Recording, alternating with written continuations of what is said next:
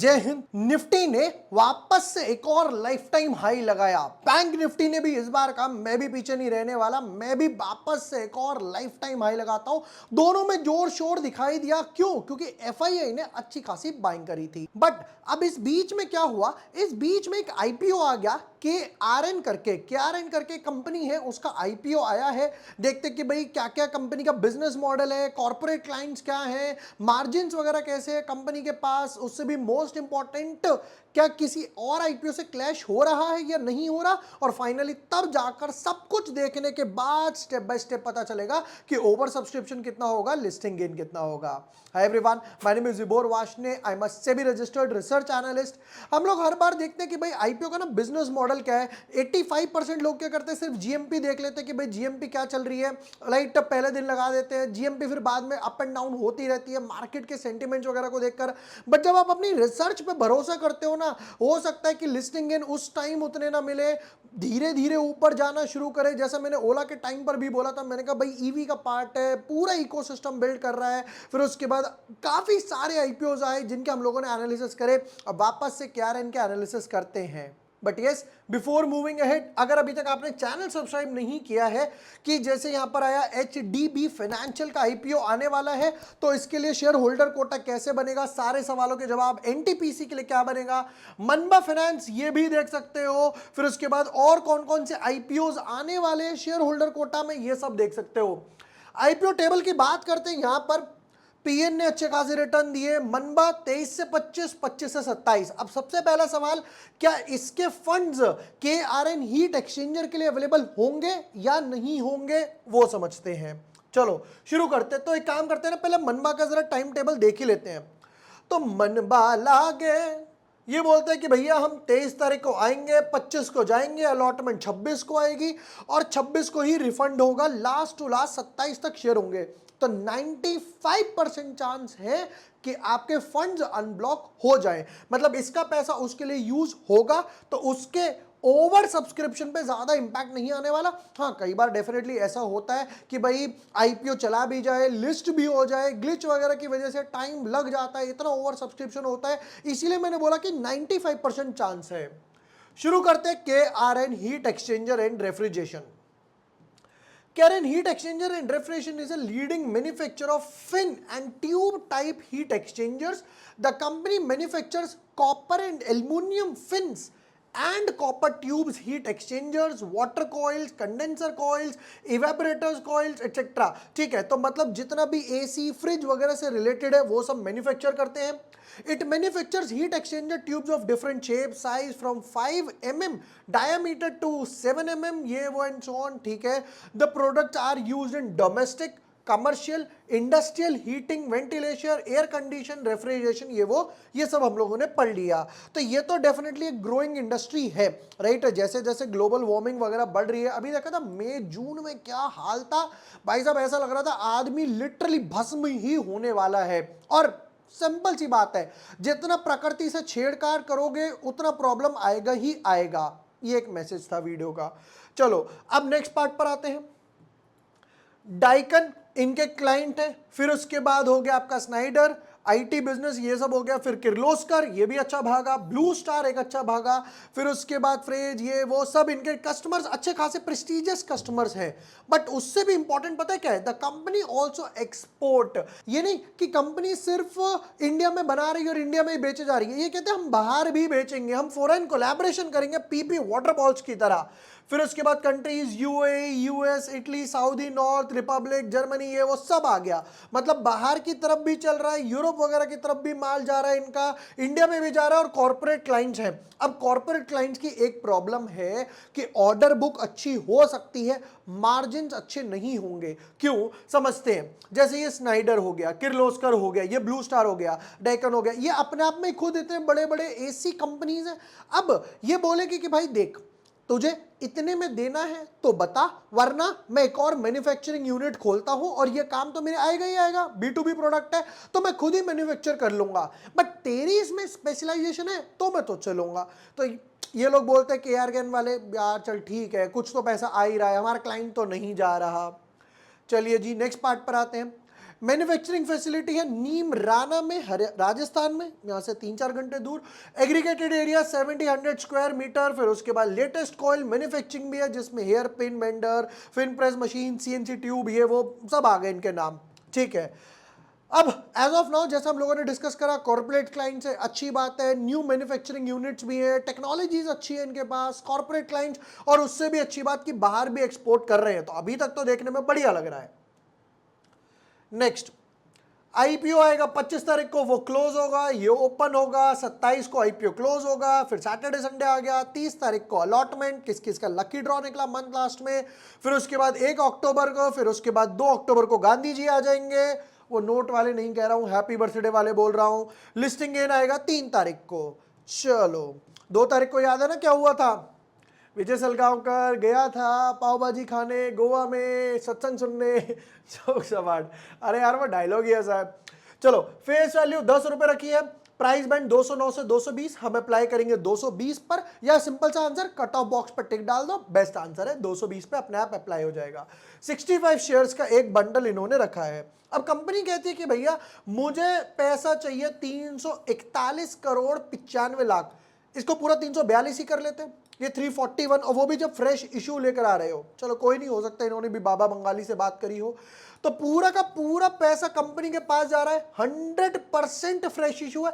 ये देख के ना मतलब दिल मुगल गार्डन सा हो गया, दिल गार्डन सा हो गया भाई साहब, मजा आ गया देख के कि पूरा का पूरा फ्रेश इशू है, सारा का सारा पैसा कंपनी के पास जाएगा, कंपनी उसको यूज करेगी, किस लिए, नीचे देखते हैं।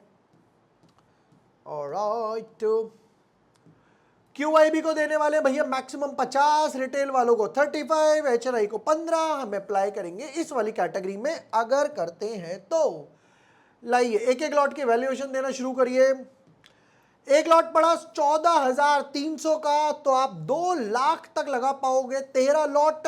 चलो फिर उसके बाद 2 लाख से ऊपर एप्लीकेशन जाती है, एचएनआई, बीएचएनआई। अच्छा लास्ट वीडियो में भी काफी लोगों के डाउट्स आए थे, क्या क्या डाउट्स आते हैं, रिटेल वालों में लगाता हूं तो उस टाइम बेच सकता हूं, क्या एचएनआई, बिग एचएनआई में लगाता हूं तो कोई लॉक इन है, नहीं है कोई लॉक इन, बिंदास बेचो, 10 बजे शेयर लिस्ट होगा, आपका मन है सारा माल बेच दो, आधा रखना है आधा रखो, ये वो जो करना है करो, चीज आपकी है, कोई लॉक इन नहीं है। नंबर 2, क्या कोई सर्टिफिकेट देना पड़ेगा अगर एचएनआई वगैरह में लगाता हूं, कोई सर्टिफिकेट नहीं देना है। वहां ऊपर जाओगे तो वहां पे ना आपको ऐसे 3 कैटेगरी बनी हुई मिलेंगी, रिटेल, फिर उसके बाद यहां पर एचएनआई। आप जैसे इसको सेलेक्ट करोगे वहां पे ऑटोमेटिकली वो 14 लॉट और उनसे ही आगे दिखाएगा। चलिए नेक्स्ट पार्ट पर आते हैं। कंपनी के पास अभी 95-94% होल्डिंग है, बट अब आते हैं मोस्ट इंपॉर्टेंट फाइनेंशियल्स पे। ओके तो इनके पास एक ही फाइनेंशियल है क्योंकि ये वापस से डाला है और वो कंसोलिडेटेड है। कंसोलिडेटेड और स्टैंड अलोन क्या होता है जरा पहले वो समझाता हूं। कंसोलिडेटेड होता है आपकी जितनी भी बाकी सब्सिडरीज वगैरह हैं, जो भी आपने छोटी छोटी होल्डिंग कंपनीज वगैरह बना रखी हैं, सिस्टर कंपनीज, उनका भी इसमें ही डेटा मर्ज कर दिया, उनको साथ में लेकर आ गए। चलो एसेट्स 258 करोड़ के आसपास, एटलीस्ट एक Q1 भी दे सकते थे वैसे तो, चलो कोई बात नहीं भैया आपकी कंपनी है। रेवेन्यू 313 करोड़ के आसपास, प्रॉफिट आफ्टर टैक्स 39 करोड़ के आसपास, यानी कि 12% का मार्जिन। ओ B2B कंपनी 12% का मार्जिन, फैबुलस, मजा आ गया। चलो प्रॉफिट आफ्टर टैक्स देख लिया। बोरोइंग सिर्फ 60 करोड़ की है कंपैरेटिव टू नेटवर्थ, रिजर्व्स का कॉलम भी देना चाहिए था वैसे तो, बट मेरे हिसाब से इन्हें बोरोइंग्स और कम करनी चाहिए क्योंकि प्रॉफिट ज्यादा नहीं है। देखते कि भाई 315 करोड़ जो रेस कर रहे हैं उसमें से 60 करोड़ की बोरोइंग कितनी रिड्यूस करते हैं।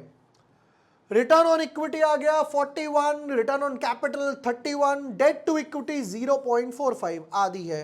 पैट मार्जिन 12 हम लोगों ने कैलकुलेट कर लिया, जो कि बहुत अच्छा पैट मार्जिन है इंडस्ट्री वाइज। और क्या है, किस किस में डालोगे पैसा बताओ बाबू।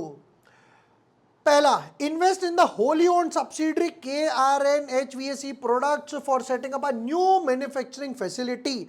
एक नई फैसिलिटी वगैरह न्यू प्लांट लगाएंगे पूरा, उसके लिए पैसा उठा रहे हैं। अब देखो यहां पर एक चीज समझते हैं, मान लेते हैं किसी कंपनी के पास बार बार डिमांड आती जा रही है, बट उसके पास इतने रिसोर्सेज ही नहीं है कि वो उस डिमांड को पूरा कर सके।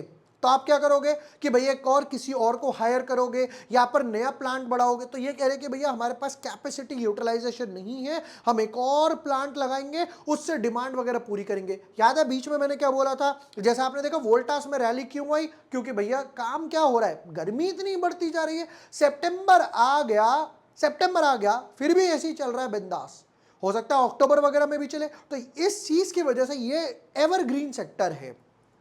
चलो नेक्स्ट पार्ट पर आते हैं।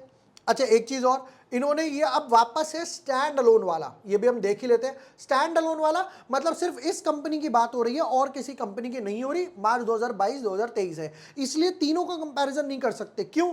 क्योंकि इसमें सिर्फ केआरएन की बात हो रही है, उसमें बाकी लोगों का भी मिला हुआ है, वन मतलब केआरएन प्लस और उसकी सब्सिडरी कंपनी, इसलिए डिसबैलेंस दिखाई देगा। समझते हैं जरा। एसेट्स थे 92 बढ़ के हो गए 148, एक अच्छी खासी 50-60% ग्रोथ है। रेवेन्यू 150 करोड़ सीधा 200 करोड़ हो गया, 250 इनफैक्ट। प्रॉफिट 10 करोड़ सीधा 3 गुना हो गया। तो ये चीज तो समझ आ रही है कि कंपनी के पास ग्रोथ है, डेफिनेटली है। फाइनल वर्डिक्ट नंबर 1, अप्लाई करना है। आई होप अभी तक समझ आ गया होगा। यस डेफिनेटली अप्लाई करना है। क्यों अप्लाई करना है? एक्सपोर्ट कर रही है, फॉरेन कोलैबोरेशन है, उससे भी मोस्ट इंपॉर्टेंट B2B बिजनेस है, क्लाइंट्स अच्छे खासे हैं। इतने B2B बिजनेस के बाद भी सेक्टर एवरग्रीन है, एसी का पेनिट्रेशन इंडिया में काफी अच्छा चल रहा है। सबसे इंपॉर्टेंट बात यह है कि मार्जिन काफी अच्छे हैं और पूरा का पूरा फ्रेश इश्यू ही है। सारा का सारा पैसा कंपनी के पास जाएगा, जिससे भाई न्यू मैन्युफैक्चरिंग यूनिट उठाएंगे कि भाई हम वापस एक सेटअप वगैरह करते हैं और सेल्स में ग्रोथ आएगी। नंबर 1, शॉर्ट टर्म लिस्टिंग है इनके लिए तो अप्लाई करना ही करना है। किसी को अगर लॉन्ग टर्म के लिए भी रखना हो बिंदास रख सकते हो। मैंने 2-4 वीडियो में डेफिनेटली मिस कर दिया था, रियली सॉरी फॉर दैट। हम लोगों ने जो गोल बनाया था कि भाई हम short term long term listing तब तीनों देखेंगे, लॉन्ग टर्म के लिए डेफिनेटली रख सकते हो। ओवर सब्सक्रिप्शन लिस्टिंग गेन, उस टाइम पे कोई और आईपीओ नहीं आ रहा और ये भी सिर्फ 300 करोड़ के आसपास है। तो यहां पर 120 टाइम्स 100-150 गुना भी ओवर सब्सक्रिप्शन होगा, डेफिनेटली होगा, अच्छा खासा सब्सक्रिप्शन होगा। मार्केट बुलिश है, फंड सारे फ्री हो जाएंगे। लोगों को क्या चाहिए? मुझे बस कोई इन्वेस्टमेंट अपॉर्चुनिटी बता दो। मल्टीपल अकाउंट से अप्लाई करेंगे, रिटेल कैटेगरी में फंड्स हैं तो एचएनआई कैटेगरी में भी डेफिनेटली अप्लाई कर सकते हो। मल्टीपल डीमैट अकाउंट से करो, मम्मी के अकाउंट से, पापा के अकाउंट से, इसके अकाउंट से, उसके अकाउंट से, ड्राइवर के, नौकर के, जिसके अकाउंट से मन करे अप्लाई करो। मल्टीपल एप्लीकेशन जानी चाहिए। One pan card one application है। ये मत करना कि आपका ही पैन कार्ड है तो आपने जीरोधा से भी डाल दिया, एंजल से भी डाल दिया, जैसे ही दिखाई देगा पैन कार्ड पे 2 है, रिजेक्ट हो जाएंगी दोनों एप्लीकेशन। लिस्टिंग गेन पर आते हैं। मैं यहां पर जो एक्सपेक्ट करूंगा 75 to 90% लिस्टिंग गेन के हिसाब से होंगे, which is a definitely handsome listing gains. ये थे केआरएन आईपीओ के डिटेल्ड एनालिसिस प्लस हमारे अक्टूबर मंथ के सब्सक्रिप्शन ओपन है, जिसमें एक ही सेगमेंट में, एक ही प्लान में आई सारे सेगमेंट्स है, equity cash, penny stocks, options. अभी हम लोगों ने HCL टेक का ऑप्शन ट्रेड करा था, 12 रुपए में लिया, 31 पे बेचा, 2.5 टाइम्स हुआ। निफ्टी पेयर ट्रेड हो गया, SBIN ये वो, एशियन पेंट्स का हमारा डबल हुआ। सब कुछ आपको ऑन द गो एक ही प्लान में मिल जाएगा, एक ही प्लान में, जिसका लिंक मैं आपको डिस्क्रिप्शन और पिन कमेंट में दे दूंगा। आप जाके वहां रजिस्टर कर सकते हैं। टीम आपको हमारे व्हाट्सएप ब्रॉडकास्ट में ऐड कर देगी और आपको कॉल्स वगैरह आने स्टार्ट हो जाएंगे। वीडियो पसंद आया हो share with your friends, like and subscribe. Thank you for watching the video. Lots of love.